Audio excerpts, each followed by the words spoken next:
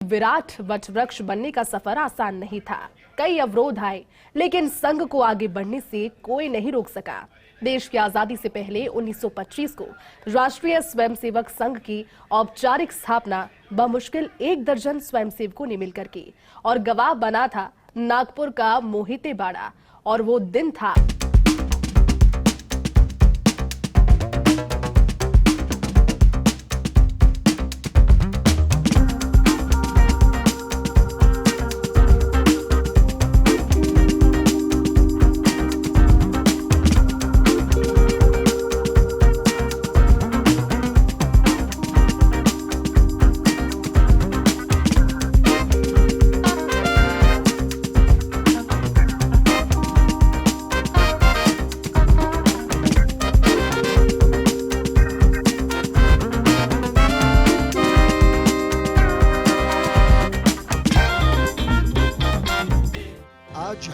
संघ प्रारंभ कर रहे हैं। साल 1925 में इन्हीं शब्दों के साथ डॉक्टर केशवराव बलिराम हेडगेवार ने अपने करीब 15 मित्रों के सामने नागपुर के मोहिते बाड़े में राष्ट्रीय स्वयंसेवक संघ की स्थापना की थी।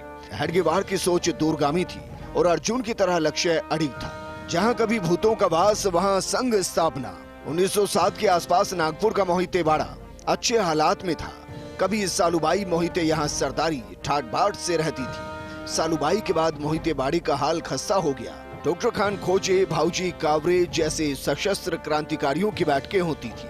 जब संघ स्थापना के लिए उपयुक्त स्थान की खोज करते डॉक्टर हेडगेवार की नजर इस पर पड़ी तो कावरे ने कहा कि नागपुर के लोगों के मन में ये भाव आ गया है कि सालूभाई के निधन के बाद मोहिते बाड़ा भूतों के हवाले हो गया। अब ये विरासत मेरे पास है। निडर हेडगेवार ने हाँ कर दी और जुट गए स्वयं सेवकों के साथ मोहिते बाड़े को ठीक करने में।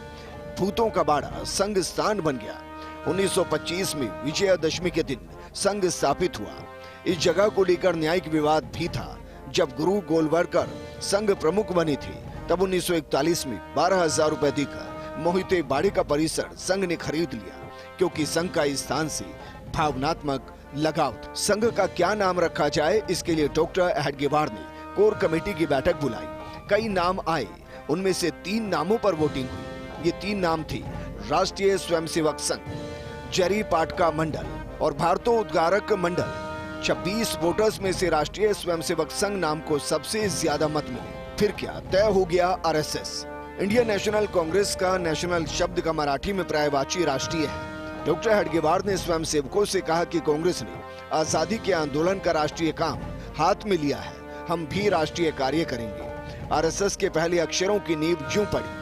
कांग्रेस के अधिवेशनों में स्वयं सेवकों के जिम्मे व्यवस्थाएं होती थी। खुद हेडगेवार ने कांग्रेस में रहते ये काम किए, लिहाजा यहीं से दूसरे शब्द स्वयं सेवक का आविष्कार हुआ। जानबूझकर हिंदू स्वयंसेवक संघ नाम नहीं रखा गया। 1920 में नागपुर कांग्रेस अधिवेशन के समय हेडगेवार और परांजपे ने भारत सेवक समाज नाम का दल बनाया और इससे जुड़े स्वयं सेवकों ने अधिवेशन की व्यवस्थाओं को संभाला। स्वयं सेवकों का गणवेश खाकी निक्कर, खाकी शर्ट और 2 बटन लगी हुई खाकी टोपी था।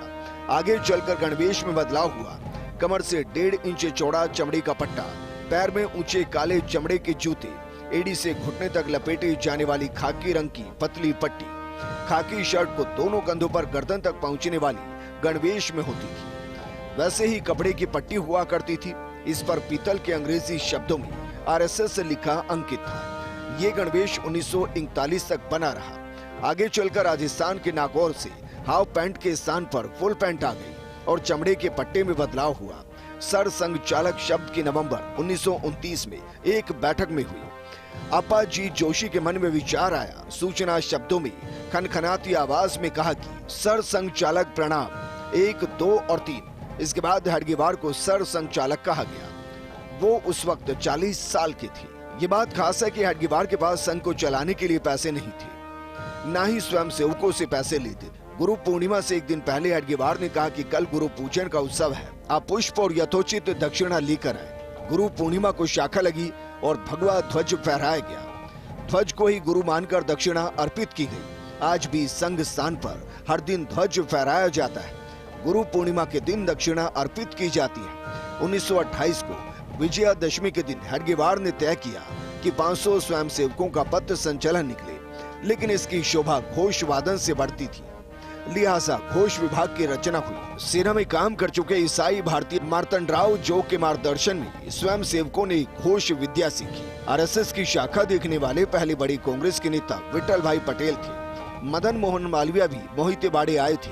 ऐसा कहते हैं कि दोनों ने तब संघ निर्माण के लिए अपनी तरफ से भेंट दी थी। महात्मा गांधी और आरएसएस को लेकर कई तरह की बातें हैं। सच ये भी है कि वर्धा में गांधी जी के सत्याग्रह शिविर के सामने संघ ने अपना शीतकालीन शिविर लगाया। संयोग से गांधी जी शिविर में आए। कहा जाता है कि गांधी जी और संघ के संस्थापक हेडगेवार के बीच पहली और अंतिम मुलाकात थी।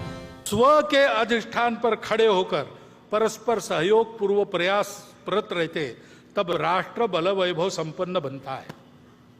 और ऐसा राष्ट्र ही अपनी संस्कृति पर सबको अपना कुटुंब मानने वाली, तमस से प्रकाश को की ओर ले जाने वाली, असत से सत की ओर ले जाने वाली और मर्त्य जीवन की से अमृत जीवन की सार्थकता तक बढ़ाने वाली संस्कृति, हमारी संस्कृति जैसी है वैसी जब वो संस्कृति होती है, तब वह राष्ट्र विश्व का खोया हुआ संतुलन वापस लाते हुए विश्व को सुख शांतिमय नव जीवन का वरदान प्रदान करता है। ऐसा भारत हमको बनाना है। ऐसे भारत बनने का, हमारे राष्ट्र के नवोत्थान का दुनिया में यही प्रयोजन है। चक्रवर्तियों की संतान लेकर जगत गुरु का ज्ञान, बढ़े चले तो अरुण विहान, करने को आए अभिषेक, प्रश्न बहुत से उत्तर एक। राष्ट्रीय स्वयंसेवक संघ आज विराट वट वृक्ष बन चुका है। आजादी से और अब तक कई उतार चढ़ाव देखे, गणतंत्र दिवस की परेड में भाग लिया तो कई बार प्रतिबंधों को झेला। आज हालात बदले हैं। बढ़ रहे हैं चरण अगणित, लक्ष्य पर संधान है। बढ़ रहे हैं चरण अगणित, लक्ष्य पर संधान है। पूज्य केशव की डगर पर हम सभी गतिमान हैं।